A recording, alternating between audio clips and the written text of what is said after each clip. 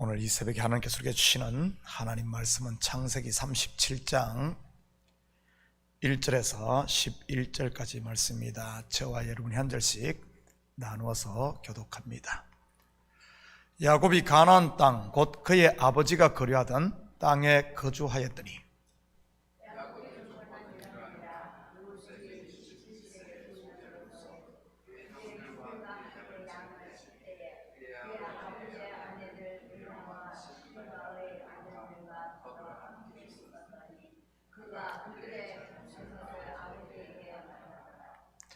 요셉은 노년에 얻은 아들이므로 이스라엘이 여러 아들들보다 그를 더 사랑하므로 그를 위하여 채색옷을 지었더니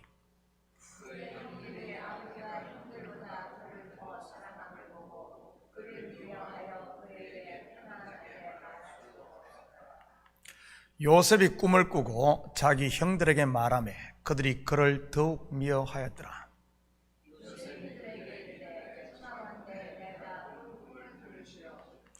우리가 밭에서 곡식단을 묶더니 내 단은 일어서고 당신들의 단은 내 단을 둘러서서 절하더이다.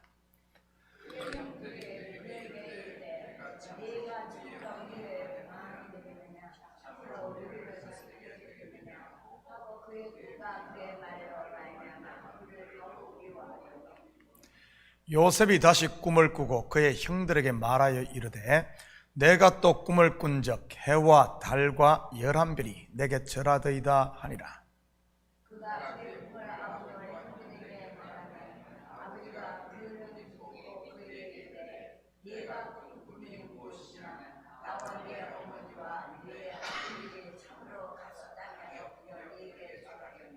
함께 읽겠습니다. 그의 형들은 시기하되 그의 아버지는 그 말을 간직해 두었더라. 아멘. 좋은 아침입니다. 오늘 본문은 젊은이들을 대상으로 한 집회의 단골 메뉴로 등장하는 본문입니다. Boys be ambitious. 젊은이들이여 꿈을 가지라, 또는 젊은이들이여 야망을 가지라는 주제로 말이지요. 그도 그럴 것이 요셉 하면 꿈을 꾸는 사람으로 등장을 하니 말입니다. 요셉의 삶은 꿈으로 이어지는 것을 보게 됩니다. 첫 번째 그가 꾼 꿈이 오늘 본문에 등장하는 곡식단들이 절하는 꿈과 하늘의 해, 달, 별이 자기에게 절하는 꿈이지요. 두 번째 꿈 이야기가 애굽의 두 관원장인 떡 굽는 관원장과 술 맡은 관원장의 꿈을 요셉이 해석을 해주는 것이고, 마지막에 이것을 계기로 바로의 꿈을 해석해 주는 이야기입니다. 그렇다면 꿈의 사람으로 알려진 요셉이 꾼 꿈이 과연 꿈을 가지면 성공한다는 이야기를 말하는 것일까요? 오늘 같이 살펴보면서 이 꿈의 실체가 무엇인지 공부해 보도록 하겠습니다. 2절입니다. 야곱의 족보는 이러하니라. 요셉이 17세의 소년으로서 그의 형들과 함께 양을 칠 때에 그의 아버지 아내들 빌하와 실바의 아들들과 더불어 함께 있으니 그가 그들의 잘못을 아버지에게 말하더라. 야곱의 족보를 이야기한다고 하면서 왜 요셉의 이야기를 다루는 것일까요?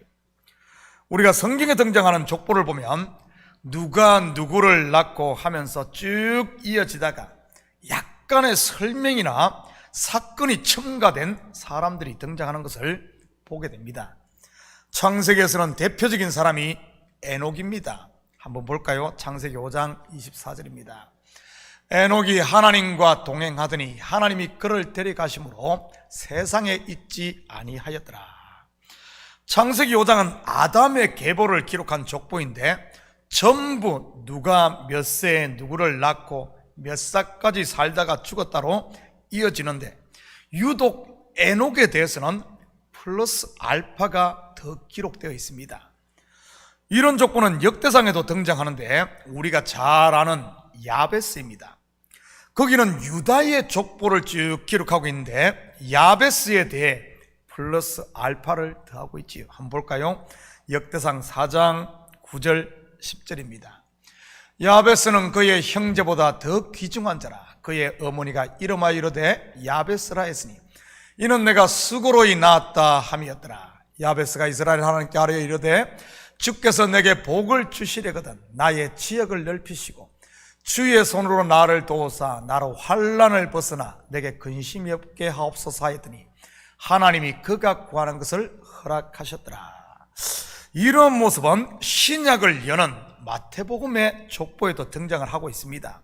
한 군데만 보도록 하겠습니다. 마태복음 1장 3절입니다. 유다는 다말에게서 베레스와 세라를 낳고 베레스는 헤스론을 낳고 헤스론은 람을 낳고, 여기서는 누가 누구를 낳고로 이어지다가 유다에 대해서는 다말에게서란 말이 첨가되어 있습니다. 족보에 여자의 이름이 등장을 하는 것이지요. 물론 마태복음의 족보에는 다말뿐만 아니라 기생 라합, 룻, 우리아의 아내 바세바, 그리고 마리아가 이름을 올립니다. 그런데 이렇게 족보에 플러스 알파가 첨가되어 나오는 이야기를 연구해 보면 전부 그리스도와 연결되어 있음을 발견하게 됩니다. 오늘 읽은 야곱의 족보는 이러하니라 하면서 등장하는 요셉의 스토리도 같은 맥락, 즉 야곱의 족보에 첨가된 플러스 알파의 이야기라는 사실입니다. 물론 다른 족보에 등장하는 이야기에 비해 요셉의 스토리는 좀 길지만 말이지, 이것을 통해 요셉의 이야기 또한 그리스도를 모형하고 있음을 우리는 알 수가 있는 것입니다. 그래서 보통 믿음의 조상 할 때 아브라함, 이삭, 야곱을 이야기하지 요셉을 말하지 않는 이유도 여기에 있는 겁니다. 왜냐하면 요셉은 야곱의 역사 속에 포함된 플러스 알파 이야기니까요. 그가 그들의 잘못을 아버지에게 말하더라. 여러분은 이 말이 어떻게 느껴지십니까? 혹시 부정적으로 느껴지지는 않습니까? 마치 요셉이 형들의 잘못을 아버지에게 일러 바치는 고자질쟁이로 말이지요. 물론 겉으로만 성경을 보면 그렇게 보입니다. 그래서 고자질하지 맙시다, 고자질하다 보면 나중에 큰 코 다칩니다 식으로 갈 수가 있는 것이고요. 성경이 그런 이야기하고 있을까요? 아닙니다. 그런데 구속사로 보면 아버지 옆에서 우리의 죄를 다 아버지께 아뢰고, 그리고 그 죄를 대신 홀로 짊어지시는 분이 누굽니까? 바로 예수 그리스도인 것입니다. 요셉이 나중에 형들의 허물을 홀로 짊어지지 않습니까? 그리고 그런 그들을 큰 기근으로부터 구원하고요, 바로 예수 그리스도를 보여주는 겁니다. 3절입니다. 요셉은 노년에 얻은 아들이므로 이스라엘이 여러 아들들보다 그를 더 사랑함으로 그를 위하여 채색옷을 지었더니, 여기서 채색옷은 우리가 생각하는 그런 색동저고리를 말하는 것이 아닙니다. 채색옷으로 번역된 히브리어 케톨레트는 온몸을 덮는 긴 옷으로 제사장의 옷을 일컫는 말입니다. 마치 아담이 에덴의 제사장으로 세움받았듯이 요셉이 가정의 제사장으로 세움받은 것입니다. 제사장의 역할이 무엇입니까? 죄인들과 하나님 사이에 중보를 하는 것입니다. 이 또한 하나님과 우리 사이의 중보자 되시는 예수 그리스도를 모형하고 있는 것이고요. 지금 이곳에 계신 저와 여러분도 채색옷을 입었다는 사실 아십니까? 베드로전서 2장 9절입니다. 그러나 너희는 택하신 족속이요 왕같은 제사장들이요 거룩한 나라요 그의 소유가 된 백성이니 이는 너희를 어두운 데서 불러내어 그의 기이한 빛에 들어가게 하신 이의 아름다운 덕을 선포하게 하려 하심이라. 그렇다면 우리가 어떻게 중보자의 사명을 잘 감당할 수 있겠습니까? 첫째는 기도입니다. 나의 문제도, 가정의 문제도, 그리고 교회의 문제도, 더 나아가 이 시대의 아픔도 하나님께 기도로 아뢰야 하는 것이지요. 내가 해결하겠다고 나서는 것이 아니란 말이지요. 그 다음이 요셉이 그랬듯이 서로의 짐을 대신 져야 하는 것이고요. 저는 우리 성도들이 우리에게 주어진 왕같은 제사장의 사명을 잘 감당함으로 성숙한 성도들이 되셔서 교회에 화목을 더할 수 있기를 축복합니다.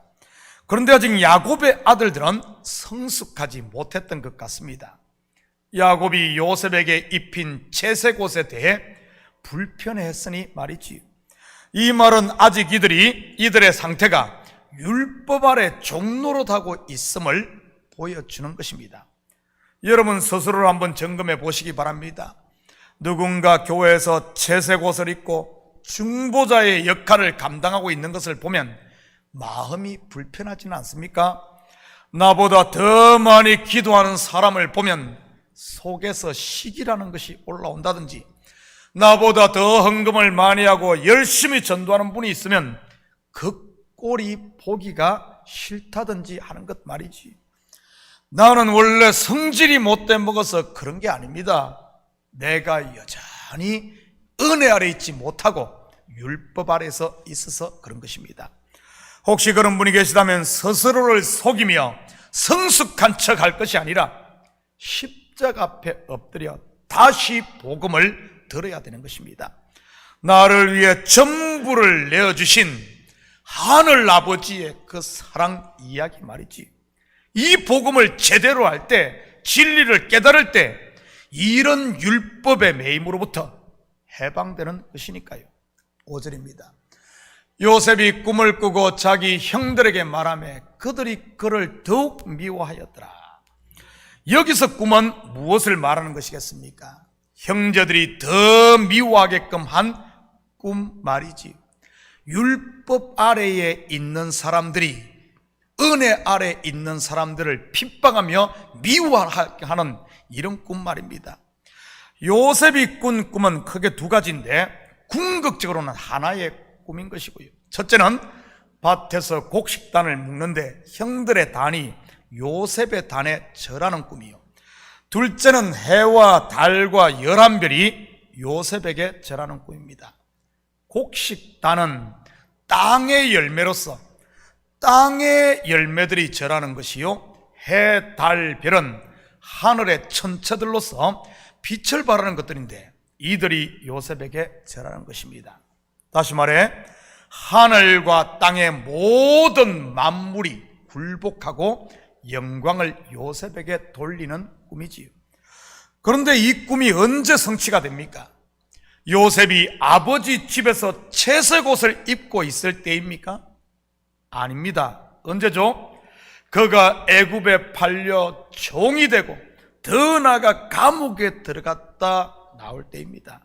물론 종으로 팔려 보디발의 가정에서 일하다가 나중에는 누명을 써서 쓰는 것은 예수 그리스도의 십자가 죽음을, 그리고 감옥에 갇히는 것은 장사되어 무덤에 들어간 예수 그리스도를 모형하는 것이고요. 그 후에 감옥에서 나와 어떻게 됩니까? 애굽의 모든 것을 맡은 총리가 됩니다.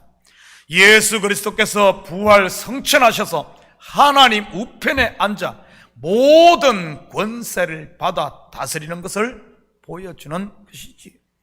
바로 그때 형들이 요셉에게 와서 절함으로 첫 번째 꿈이 성취되고, 그 후에 아버지 야곱이 온 가족을 이끌고 애굽에 내려와 요셉 앞에 섬으로 두 번째 꿈이 성취가 됩니다. 구속 역사로 보면 예수 그리스도께서 십자가를 지시고 부활 성천하심으로 하늘과 땅의 모든 피조물로부터 영광과 찬송을 받을 것을 보여주는 모형이었던 것이지. 그렇다면 요셉이 꾼 꿈이 요셉 스스로가 가진 야망, 꿈이었을까요? 아니면은 하나님께서 주신 꿈, 곧 하나님의 언약, 하나님의 말씀, 하나님의 계획이었을까요? 다시 말해 저와 여러분을 죄와 사망에서 구원하는 십자가를 지고 부활 성천에서 하나님의 우편에 앉는 것이 누구로부터 주어졌냐는 말입니다. 창세전 언약, 바로 하나님인 것입니다. 결국 요셉의 꿈은 우리가 생각하는 보이즈 비 앰비셔스가 아닌 하나님의 언약이었던 것입니다. 그리고 그 꿈의 성취는, 곧 언약의 성취는 우리가 생각하는 그런 방식이 아닌 온전히 그분의 뜻에, 하나님의 뜻에 순종함으로 이루어지는 것이고요. 말씀 곧 하나님의 언약 앞에 나를 처 복종시킬 때 말이지요. 그래서 예수님께서도 겟세마네 동산에서 기도하시면서 내 뜻대로 마옵시고 아버지 뜻대로 되기를 원한다고 하시면서 자기를 내려놓았던 것입니다. 그러자 하나님의 계획, 하나님의 꿈, 하나님의 언약이 십자가에서 성취되었던 것이고요. 여러분 속에도 같은 꿈이 주어져 있음을 믿으시기 바랍니다. 내가 그리스도와 함께 십자가에 못 박힐 때 내 속에 하나님의 나라가 이루어지며 하나님의 꿈이 나를 통해 펼쳐지는 것입니다. 사랑하는 성도 여러분, 오늘 하루도 육신의 생각이 아닌 성령의 소리에 귀 기울이고 그 음성에 순종하심으로 나를 통해 하나님의 뜻이 여러분의 가정과 이 교회와 그리고 삶의 현장에 이루어지는 이런 복된 이 시대 그리스도의 정인으로 살 수 있기를 예수님의 이름으로 축복합니다. 같이 기도하십시다. 사랑의 아버지 하나님, 참으로 감사를 드립니다. 요셉의 마음에 하나님의 언약, 하나님의 꿈, 하나님의 계획을 주셨듯이 우리 속에도 그 아버지 하나님 약속의 말씀이 있는 줄 믿습니다. 아버지 하나님, 우리를 통해 하나님의 나라가 우리의 삶의 영역에 일어나게 하시고 우리를 통해 아버지 하나님 그리스도의 통치가 가정과 교회와 삶에 일어나게 도와주시옵소서. 아버지 하나님, 나를 처 복종시킴으로 아버지 하나님 하나님의 뜻이 이루어진 줄 믿사오니 이제는 아버지 하나님 우리를 통해 죽어가는 영혼들에게 아버지 하나님 빛을 비추고 사망에 앉은 영혼들에게 아버지 하나님 손을 내밀어 이끄는 아버지 하나님 모든 사람이 구원 얻고 아버지 하나님 주의 백성들 잃어버리지 않는 것이 하나님의 뜻인 줄 믿사오니 이제는 우리를 통해 그 일들 아버지 하나님 복음이 증거되는 이 일들이 일어나게 도와주시옵소서. 그러기 위해 요셉이 아버지 하나님 자기를 내려놓았듯이 우리도 우리를 내려놓는, 그래야 아버지 하나님 내 속에 성령이 역사하는 이런 삶을 살고 아버지 열매가 있는 삶이 되게 도와주시옵소서. 이 새벽도 우리 마음을 주님 앞에 쏟아놓을 때마다 아버지 하나님 사단이 뿌린 가라지는 아버지 하나님 말라버리게 하시고 주님이 주신 꿈 아버지 하나님 이 곡식만이 왕성하게 자라는 이런 역사가 있을 줄 믿사오며 이 모든 말씀 예수님의 이름으로 기도드립니다. 아멘.